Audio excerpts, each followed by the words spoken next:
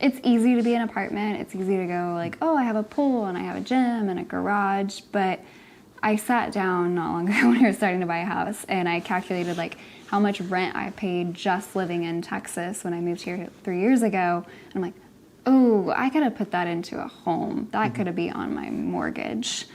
And that's like, that pains me a little bit. But so I think like if you're just paying rent in an apartment or you're renting a house, definitely like see what you could do to switch that over into be paying a mortgage now, because that's an investment. And also just the kind of power or ability you have now that you own a home. Yeah. Because living in an apartment, especially during this ice storm, like you had no control over the water or electricity. Whereas having your own home, you would hope to have some sort of control. Either you can install a generator, or you can install some sort of water backup, or you can actually turn off water if you have a pipe burst. Whereas we couldn't do that with our apartment. Mainly it boiled down to just trying to think futuristically, because our goal as a married couple is we would like to hopefully one day start a family. And with doing that, my wife Julie is currently a nurse, and I would like to see her not have to work all the time. So as we start a family and hopefully grow, I was trying to alleviate the aspect of having to pay the mortgage or even more expenses just on one income, which would be myself. So. What about you, Julie? I mean, along the same lines as well. The opportunity was there and the timing was right.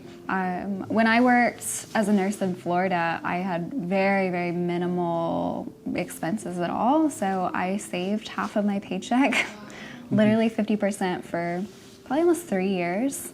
And so when we got married and then started saving our own stuff, when we came to buy a house, like we had the money. It wasn't a problem at all. It compounded over time. Yeah. And I've always just been a saver too.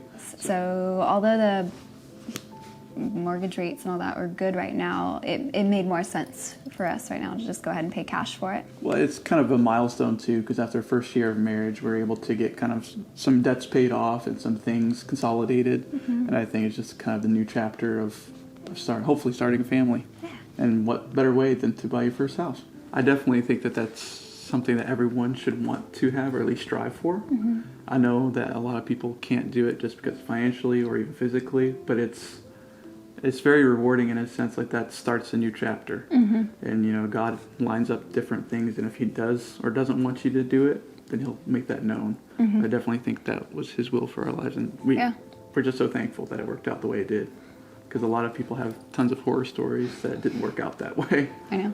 So we're very blessed. I knew coming into this whole thing, like, I wasn't really stressed about finding a home, which is not like me at all. I knew that we would get the right one, because that's, like, we both believe that God has his hand in everything, and that he had the right house for us and the right price. And then James would be like, well, we looked at so many online. I'm like, I'm not worried about it. Like, when the house is right, it will be right, and it'll be okay, and I'm not stressed about it. And that clearly worked out. Well, anything's achievable if you put your mind to it. But secondarily, don't get caught up in the fact, I think we've talked with Haley and Patrick about this, don't get caught up in the market of pushing you to make financial decisions. Just because it's white hot doesn't mean it's necessarily right for you in the moment. And so I think anything patient is always better than nothing at all. Yeah. So just because you think, oh, that's the house that I want, but I don't have the money for it, and I want to buy it just because the market is going to gobble it up, doesn't necessarily mean that it's right for you. So if you wait 6 to 8 months, however long God has for you, he's going to work out something for you in the end. Just to be patient. So it's kind of a little bit of my job too. Like I'm from the finance side. I'm an underwriter of credit. So I finance a lot of companies in the past, and home builders and home buyers. So I kind of already knew the process involved, but I definitely learned quite a bit from Patrick and Haley, obviously, from going to different steps just in the state of Texas. I knew how to save. Oh, okay. That was my process in the home buying. And that was really all that I knew. I definitely relied on him when it came to buying a house. And I said, well, this is the one I liked, and this is what we have. And good luck.